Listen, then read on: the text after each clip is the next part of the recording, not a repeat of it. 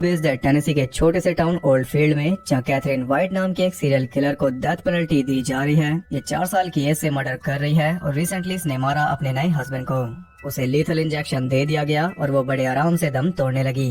एक बेथ नाम की रिपोर्टर भी वहाँ मौजूद थी, जिसे गुड नाइट कहकर वो हमेशा के लिए सो गई। और ये था मूवी का इंट्रो। वहाँ से बेथ सीधा जाती है एक्सपो किसी लाइब्रेरी में, जहाँ पर था कैथरीन का अंकल जूलियन वाइट, जिसका रोल किया है विंसेंट प्राइस ने।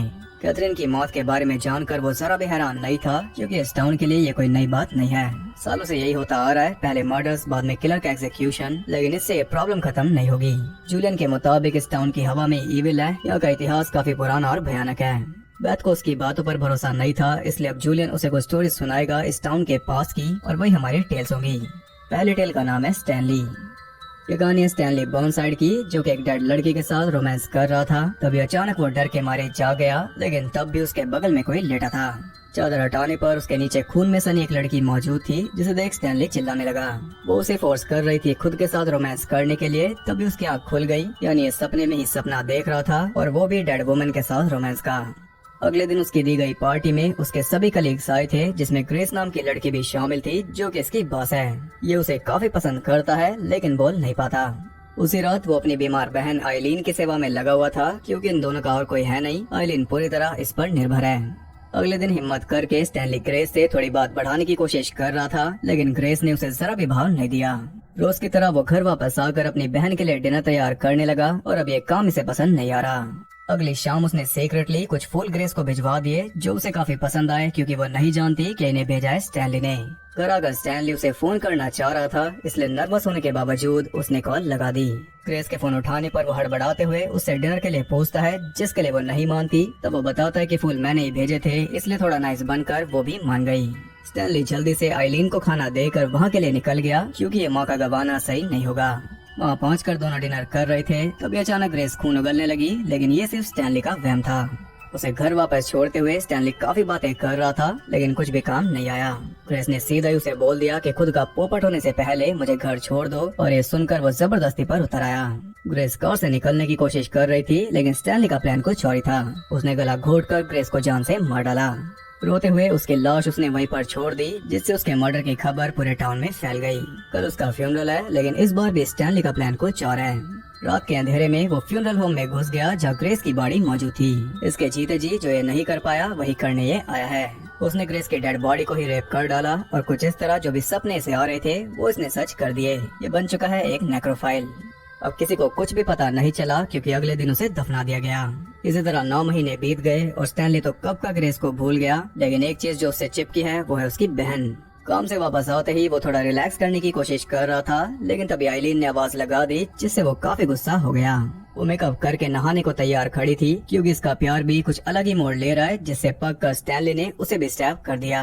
वो उसे भी सेम वैसे ही गला घोटकर मार देता है। अब आखिरकार स्टैनली चैन से जी पाएगा, ऐसा उसे लग रहा था। आधी रात को ग्रेस के कब्र से कोई बाहर निकला, और वो सीधा पहुंच गया स्टैनली के घर। आहट सुनकर स्टैनली नीचे जाकर देखता है कि सब कुछ तहस नहस हो चुका था। अभी वो कुछ समझा भी नहीं था कि तभी अचानक किसी ने उस पर हमला बोल दिया, लेकिन किस्मत से वो बच गया। ये सब कर रहा था एक ज़ॉम्बी बच्चा, जो निकला है ग्रेस के पेट से, और ये बेटा है स्टैनली का। उसने स्टैनली का हार्ट डैमेज कर डाला। अब वो जल्दी से ऊपर जा रहा था, तभी आइलीन की लाश उसके सामने आकर गिर गई। वो डरते हुए आगे बढ़ रहा था, तभी बच्चे ने उसे भी नीचे गिरा दिया। यहाँ वो खुलकर सामने आ गया, और वो स्टैनली को डैडी कहकर बुला रहा था, जिससे स्टैनली भी समझ गया कि ये उसका काल है। वो सीधा ही उस पर टूट पड़ा, और इसी के साथ ही टेल एंड हो गई।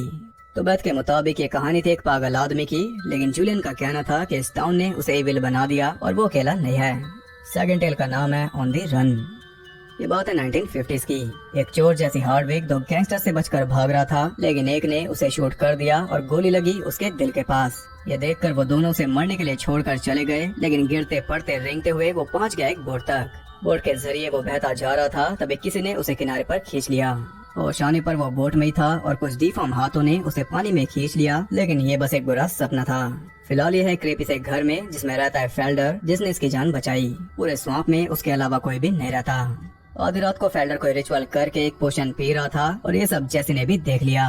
अगले दिन उसकी हालत काफी इम्प्रूव हो गई थी। वो फेल्डर से पूछता है कि तुम यहाँ कब से रह रहे हो, तो वो कहता है कि काफी टाइम से। वो कोई भी जवाब ठीक से नहीं देता।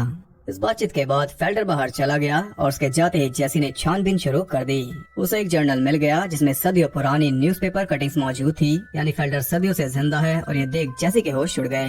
वो 1800s में भागा हुआ एक स्लेव है जो कि वुडू के सहारे अब तक जिंदा है, यानी कि उसके पास अमर होने का सीक्रेट है। उसकी एज होगी कम से कम 200 साल।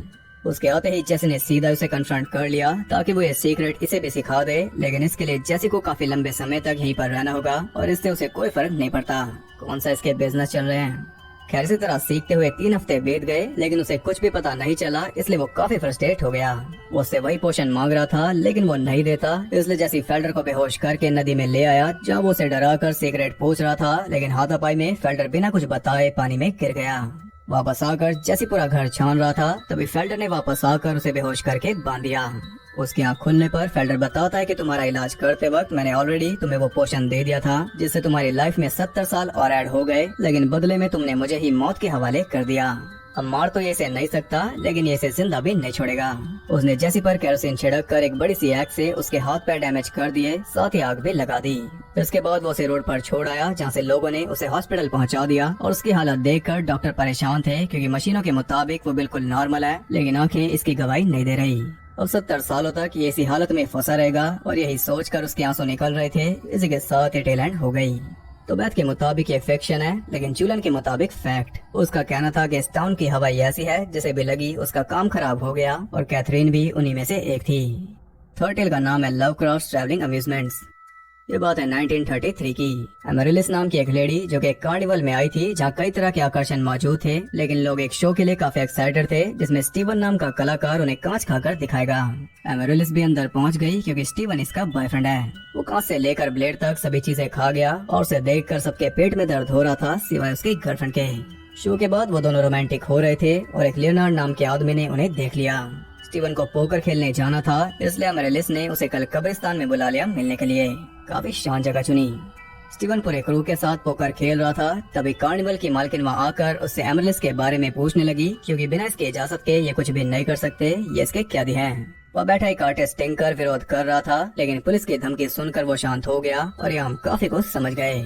यहाँ मौजूद हर एक आदमी क्रिमिनल है जिन्हें इस लेडी ने बचा लिया उनकी कोई न कोई चीज लेकर, जैसे कि आजादी और यहाँ तक कि किसी का चेहरा भी। इससे क्लियर हो गया कि ये कोई आम लेडी नहीं है। खैर एमरिलिस इस सब में ना फंसे, इसलिए अगली शाम स्टीवन उसे समझाने पहुंच गया, लेकिन वो उसके बाद नहीं मानती। तब उसे कांच वाली ट्रिक दिखाता है क्योंकि ये ट्रिक नहीं, ये असल में एक ग्लास हीटर है और ये पावर इसे दी उसी लेडी ने। इसके बावजूद उन दोनों के बीच रोमांस स्टार्ट हो गया, लेकिन तभी स्टीवन के हाथ से बाहर आते कांच के टुकड़ों ने उन दोनों को ही इंजर्ड कर दिया, इसलिए वो जल्दी से वापस भाग गया। वापस आने पर उस लेडी के हाथ में थी स्टीवन की डॉल। उसी के जरिए वो ये सब कर रही थी। उसने सीधा ही स्टीवन को समझा दिया कि गलती से ये जगह छोड़ने की कोशिश करो और तुम जानोगे कि असली दर्द क्या है। उसके जाते ही स्टीवन बाहर भागने लगा, तभी एमरिलिस भी वहाँ पर आ गई। वो उसे कार तक ले जा रही थी, तभी उनके सामने आ जाता है लियोनार्ड, लेकिन टिंकर ने उसे स्टैब कर दिया और मरते हुए उसने अपनी तीसरी आंख भी रिवील कर दी जो कि थी उसकी चेस्ट पर। ये दोनों पहुँच गए एक मोटेल में जहाँ ये चैन से जी पाएंगे, ऐसा उन्हें लग रहा था। रोमांस करते हुए अचानक स्टीवन बुरी तरह चिल्लाने लगा क्योंकि अब ये जानेगा कि असली पेन क्या है। आज तक जितने भी कांच उसने खाए थे वो सब उसकी बॉडी चीर कर बाहर आ रहे थे, जिससे कुछ सेकंड्स के अंदर उसकी जान चली गई और पूरा कमरा खून से सन गया। जब वो लेडी वहाँ आती है तो एमरिलिस स्टीवन की लाश के साथ बेसुध पड़ी थी, लेकिन इसकी सफरिंग यही खत्म नहीं होगी। अब स्टीवन की जगह कार्निवल का मुख्य आकर्षण होगी ये। उस लेडी ने उसे एक ह्यूमन पिंचर में बदल दिया और अब इसकी पूरी लाइफ ऐसे दर्द सहते हुए निकलेगी। इसी के साथ ही टेल एंड हो गई। तो इस कहानी को सुनकर बैथ का कहना था कि क्या वो बचकर नहीं निकली। तब वो कहता है कि यहाँ से निकलने का इकलौता तरीका है मौत। वो उसे कुछ और डॉक्यूमेंट्स दिखाता है जिनके जरिए उसे इस टाउन की हिस्ट्री पता चल जाएगी। फोर्ट टेल का नाम है फोर्ट सोल्जर्स। सिविल वॉर के टाइम पर 4 सोल्जर्स अपनी मेन यूनिट से अलग होकर घूम रहे थे, जिनमें मेन है उनका लीडर सार्जेंट गैलन और सोल्जर पाइक। थोड़ा आगे जाने पर दुश्मन सोल्जर्स आराम कर रहे थे, जिनमें से एक को शूट करते ही बाकी सरेंडर करने लगे, लेकिन पाइक के रोकने के बावजूद गैलन ने दूसरे को शूट करा दिया। वो पाइक को भी शूट करने को कहता है, लेकिन वो नहीं करता। तब तीसरे को भी उसने खुद ही शूट कर दिया। उसने पाइक को वार्निंग दे दी कि अगली बार अगर तुमने मेरा ऑर्डर टाला तो इसका अंजाम अच्छा नहीं होगा। सोल्जर्स को चेक करने पर उन्हें पता चलता है कि वॉर एंड हो गई। इन्होंने बेवजह ही उन्हें मार दिया और वैसे भी गैलन उन्हें नहीं छोड़ता। वो डिसाइड करता है कि अब ये वापस नहीं जाएंगे, लेकिन पाइक वापस जा रहा था, इसलिए गैलन ने उसे शूट कर दिया। उसने पहले वार्निंग दी थी। सफर जारी रखते हुए वो सभी ओल्डफील्ड के करीब पहुंच गए, जहाँ कुछ बच्चे छुप कर उन्हें देख रहे थे। तभी अचानक कई ब्लास्ट होने से वो तीनों चेत हो गए और बच्चों ने उन्हें बंदी बना लिया। वो उन्हें ओल्डफील्ड ले आए, जहाँ बच्चों की पूरी आर्मी ही मौजूद थी। उनका लीडर शांति से उन्हें अंदर जाने को कह रहा था, लेकिन वो होशियारी दिखा रहे थे, इसलिए उसने भी तुरंत ही उन्हें सैंपल दे दिया कि ये कोई मजाक नहीं चल रहा। उस ग्रुप की लड़की अमेंडा गैलन को देखकर उसकी शक्ल किसी से मिला रही थी, मानो वो उसका करीबी हो। फिर शाम को लीडर गैलन से कहता है कि मैजिस्ट्रेट तुमसे मिलेंगे, वही ओल्डफील्ड के लीडर हैं। उन्होंने ही हमें सब कुछ सिखाया। गैलन उससे सवाल कर रहा था, लेकिन वो बिना कुछ बताए वहाँ से चला गया और इधर दो बच्चे दूसरे सोल्जर को परेशान करने में लगे हुए थे। ये बच्चे ऐसे वैसे नहीं हैं, इनमें पूरी सूझबूझ है और ये सारे टैक्टिक्स जानते हैं। कुछ देर बाद अमेंडा खाना लेकर गैलन के पास पहुंच गई। वो कहती है कि तुम डैड जैसे दिखते हो और यही मौका तो उसे चाहिए था। वो उसे बहला रहा था, तभी अचानक बेल बज गई, क्योंकि ये टाइम है मजिस्ट्रेट से मीटिंग का। अमेंडा के जाते ही गैलन की हरकतें देखकर लीडर ने उसे अमेंडा से दूर रहने को कह दिया। मीटिंग में वो सभी प्रेयर के जरिए मजिस्ट्रेट से आगे का रास्ता पूछ रहे थे, जो कि शायद उन्हें मिल गया। अगले दिन लीडर एक आंख अमेंडा को लगा रहा था, जो कि थी उस दूसरे सोल्जर की, लेकिन अफसोस वो काम नहीं करेगी और उसने अमेंडा को भी बेवजह दुखी कर दिया। शाम को अमेंडा गैलन के लिए खाना लेकर आ गई, तब वो उसे दोबारा बहलाने लगा। वो उसे कहता है कि मैं सब कुछ पहले जैसा कर दूंगा, इसलिए अमेंडा ने रस्सी खोल दी और फ्री होते ही गैलन ने उसका दम घोट कर उसे मार दिया। वो जल्दी से नीचे पहुंच गया, जहाँ बच्चे उस सोल्जर की बॉडी पार्ट के साथ खेल रहे थे, जिसे देखकर वो भी दहशत में आ गया। बच्चों वाली तो कोई बात है ही नहीं, इसलिए वो चुपचाप वहाँ से निकल रहा था, तभी पाइक ने उसका रास्ता रोक दिया, यानी कि वो भी बच गया था। उसने गैलन का पैर डैमेज कर दिया ताकि वो भाग ना सके। इसके बाद वो निकल गया। बच्चों को अमेंडा के मरने की खबर लग गई थी, इसलिए उन सब ने मिलकर गैलन को लपेट लिया।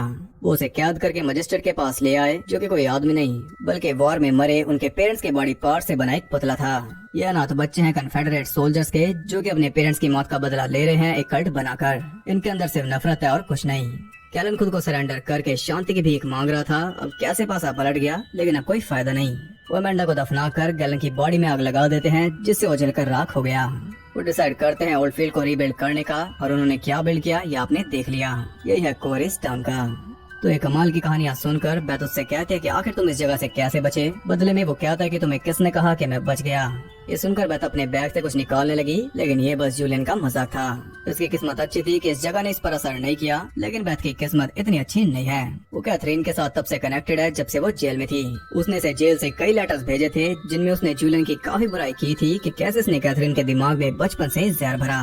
कैथरीन के कामों का सारा ब्लेम उसने डाल दिया जूलियन पर, इसलिए कैथरीन के साथ अभी से भी मरना होगा। उसने एक चाकू फेंक कर उसके गले में घुसा दिया। बदले में जूलियन कहता है कि वेलकम टू ओल्डफील्ड, यानी कि उसकी बात सच निकली। यहाँ की हवा बेथ को भी लग गई। वो भी मर जाता है और इसी के साथ ये मूवी एंड हो गई।